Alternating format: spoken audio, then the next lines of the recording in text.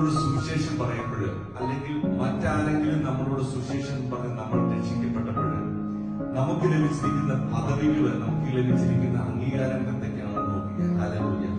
നമ്മുടെ കണ്ണുകൾ അടഞ്ഞിരിക്കുകയായിരുന്നു, കണ്ണുകൾ നമ്മളെ തുറന്നു. ഹല്ലേലൂയ. നമ്മൾ അന്ധകാരത്തിലായിരുന്നു, നമ്മളെ വെളിച്ചത്തിലേക്ക് കൊണ്ടുവന്നു. നമ്മൾ സാധാരണ അധികാരത്തിലായിരുന്നു, നമ്മളെ ദൈവത്തിന്റെ അധികാരത്തിലേക്ക് കൊണ്ടുവന്നു. നമ്മൾ പാപികളായിരുന്നു, നമ്മുടെ പാപങ്ങളെ ക്ഷമിച്ചു കിട്ടി. ഹല്ലേലൂയ.